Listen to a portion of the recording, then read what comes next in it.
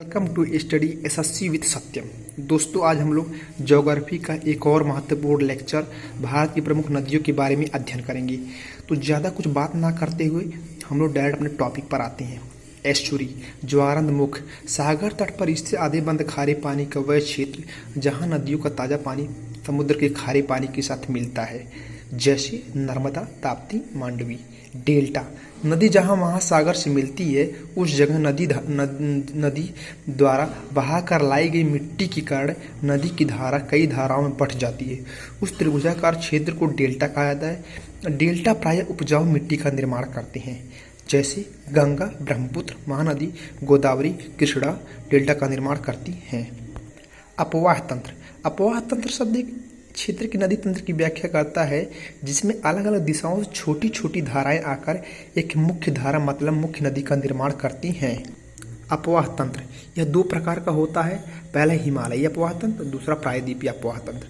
हिमालयी अपवाह तंत्र के अंतर्गत सिंधु नदी तंत्र, गंगा नदी तंत्र और ब्रह्मपुत्र नदी तंत्र आता है, जबकि प्रायद्वीपीय अपवाह तंत्र के अंतर्गत नर्मदा, ताप्ती, मांडवी, गोदावरी, कृष्णा, कावेरी आदि आती हैं। सिंधु नदी, सिंधु नदी 3 देशों से होकर बहती है, चीन, भारत और पाकिस्तान।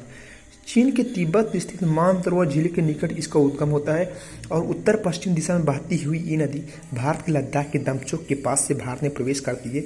आगे बहती हुई ये नदी गिलगित से होते हुए दर्दिस्तान के पास पाकिस्तान में प्रवेश करती है। कराची के पूर्व से होते हुए अरब सागर में मिल जाती है। इस नदी की कुल लंबाई 2880 किलोमीटर है। भारत का लेह शहर सिंधु नदी के दाएं तट पर स्थित है। सिंधु नदी के अरब सागर में मिलने से पूर्व इसमें 5 प्रमुख सहायक नदियां आकर मिलती हैं, चेनाब, झेलम, रावी, ब्यास और सतलुज नदी। चेनाब नदी ये सिंधु नदी की सबसे बड़ी सहायक नदी है। इसका उद्गम हिमाचल प्रदेश के K12 लारा दर्रे से होता है।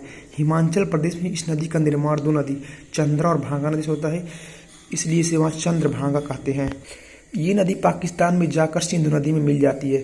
सिंधु नदी में मिलने से पूर्व इसमें झेलम, रावी, सतलज, ब्यास नदी आकर मिलती है। झेलम नदी, झेलम नदी का उद्गम कश्मीर घाटी के बैरी नाग के निकट से होता है। ये नदी 170 किलोमीटर भारत पाकिस्तान सीमा का निर्माण करती हुई पाकिस्तान के झंग के निकट चेनाब नदी में मिल जाती है। रावी, ये नदी हिमाचल प्रदेश के रोहतांग दर्रे से निकलकर कश्मीर तथा पंजाब होते हुए पाकिस्तान के झंग के निकट चेनाब में मिल जाती है। सतलज नदी, ये नदी तिब्बत के राजस्थान से निकलती है और सिंधु नदी के समानांतर बहती हुई हिमाचल प्रदेश में प्रवेश करती है और आगे पंजाब होते हुए पाकिस्तान के बहावलपुर में चेनाब नदी में जाकर मिलती है। दोस्तों, ये नोट डाउन कीजिएगा। चेनाब में मिलने से पूर्व इसमें ब्यास नदी आकर मिलती है।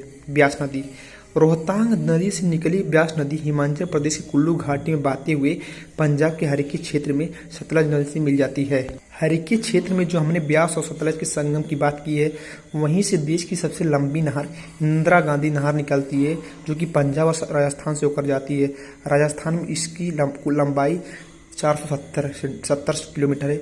दोस्तों, एक नोट डाउन कीजिएगा कि इंदिरा गांधी नहर को ही राजस्थान नहर के नाम से भी जाना जाता है। पाकिस्तान के बहावलपुर में जब सतलज नदी चेनाब नदी से मिलती है तब ये चेनाब में मिलकर पंच नदी का निर्माण करती है। मतलब सिंधु नदी में मिलने से पूर्व 45 किलोमीटर तक ये 5 नदियां यहाँ से एक होकर बहती हैं।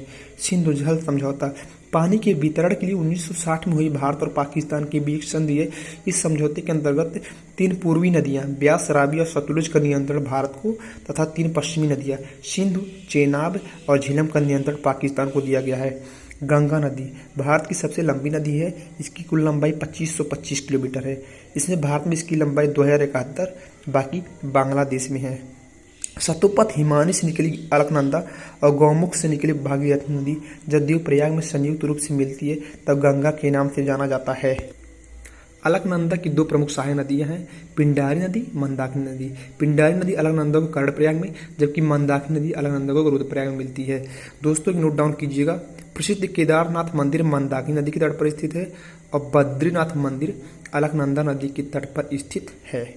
उत्तराखंड से निकली गंगा उत्तर प्रदेश, बिहार से होती ही वेस्ट बंगाल तक बहती है। वेस्ट बंगाल के फरक्का पर ये 2 धाराओं में बढ़ जाती है, हुगली और मुख्य धारा भागीरथी।